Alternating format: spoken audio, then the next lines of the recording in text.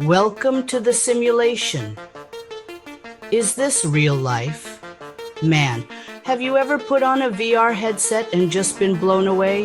It's getting wild out there. One minute you're chilling on your couch, the next you're climbing Mount Everest or fighting zombies in a post-apocalyptic wasteland. VR technology has come a long way, and it's only getting better. We're talking about full-on sensory immersion, folks.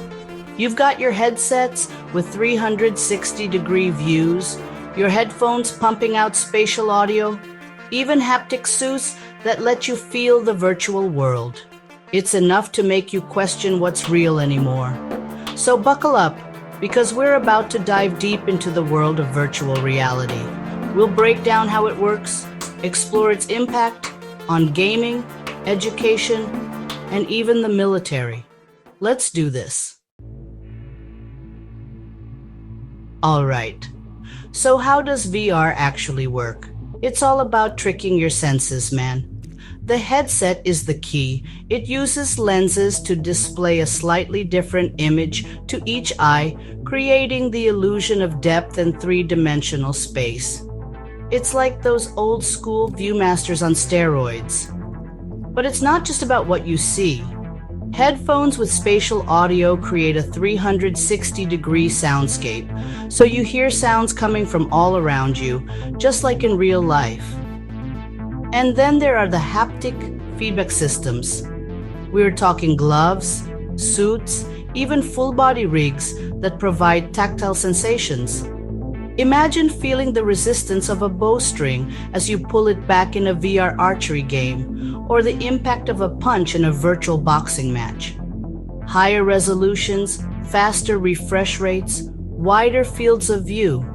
It's all getting more realistic. Pretty soon, you won't be able to tell the difference at all. So, how do you tell the difference between virtual reality and actual reality? It's getting tougher, I'm not gonna lie. But there are still some key distinctions. First off, resolution. Even the best VR headsets can't quite match the fidelity of the human eye. You might notice pixels, jaggies, or a slight screen door effect if you look closely. Then there's the issue of latency. That's the delay between your movements in the real world and how quickly they're reflected in the virtual world. Even a tiny lag can break the illusion of presence, making you feel like you're stuck in digital molasses. And of course, there's the content itself. No matter how realistic the graphics, the physics, the sound design, it's still a simulation. Okay, so we've talked about the tech and the philosophical implications, but what about the practical applications? How is VR being used in the real world today? Well, let's start with gaming, because let's be honest, that's where a lot of this tech is being pioneered. We're talking next level immersion, man. First-person shooters where you feel every bullet, racing games where you feel every bump in the road, RPGs where you can lose yourself in sprawling fantasy worlds. But it's not just about entertainment. VR is being used in some pretty amazing ways across a variety of fields. Surgeons are using VR to practice complex procedures before ever stepping foot in an operating room. Architects are using it to create virtual walkthroughs of buildings before a single brick is laid. The possibilities are pretty much endless. Section 5, Learning in the Matrix. VR takes on education. Let's talk education, man. Imagine this.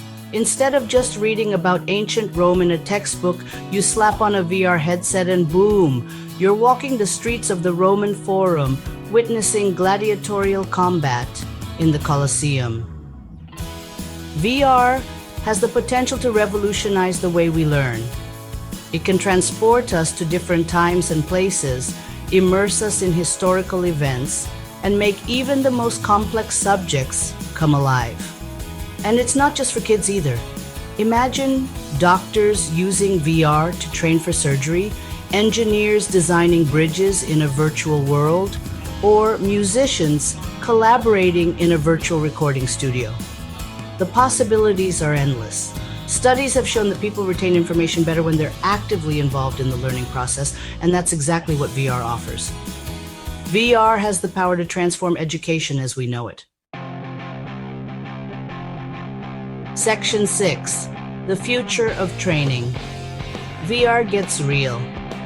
Now let's talk about training in high-stakes fields, man. Think about firefighters rushing into burning buildings, soldiers navigating dangerous combat zones, or surgeons performing life-saving operations. These are jobs where mistakes can have serious consequences. That's where VR comes in.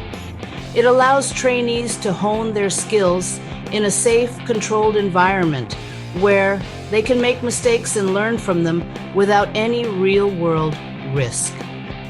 Imagine a firefighter being able to practice putting out a virtual fire in a virtual building over and over again until they've mastered the techniques, or a soldier being able to rehearse a hostage rescue mission in a virtual environment that mimics the real-world conditions they'll be facing.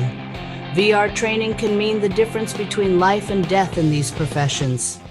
It's the future of training, man. Section 7. Mind games. The psychological side of VR. But hold on a minute, because there's another side to this VR thing we gotta talk about. What are the psychological effects of spending all this time in these virtual worlds? I'm talking about the potential for addiction, for disassociation, for blurring the lines between reality and simulation. You can experience the thrill of victory, the agony of defeat, the sheer terror of a horror game, all within the confines of a virtual world. But what happens when those emotions bleed over into real life? There's also the issue of desensitization. If you're constantly exposed to violence, gore, or other disturbing content in VR, could it make you less sensitive to those things in the real world? These are questions we need to be asking. In the virtual world, you can be anyone or anything you want. But what happens to your sense of self when you spend so much time inhabiting these alternate identities? Section 8. Red pill or blue pill? The ethics of virtual worlds. We're talking about some heavy stuff here, folks. The ethics of virtual reality are complex and constantly evolving. 1 minute we're talking about the potential for good, the next minute we're grappling with the potential for harm.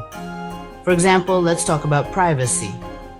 VR headsets are collecting a ton of data about you, your movements, your reactions, even your biometric information. Who has access to that data? And what are they doing with it? These are important questions. Then there's the issue of accessibility. VR technology is still relatively expensive, which means it's not equally accessible to everyone. This could exacerbate existing inequalities, creating a digital divide between those who can afford to participate in virtual worlds and those who can't. Section 9. VR tomorrow. Are we ready for what's next? So where do we go from here? The future of VR is wide open, man. It's a technology with the potential to revolutionize the way we live, work, and interact with the world around us. But it's also a technology with the potential to be misused, abused, and even weaponized. We need to be having serious conversations about the ethical implications of VR, about the potential risks and rewards, about the kind of future we want to create. We need to be asking ourselves tough questions about the role we want technology to play in our lives. But here's the thing, I'm optimistic. I think VR has the potential to do a lot of good in the world. Let's make sure we're ready for it.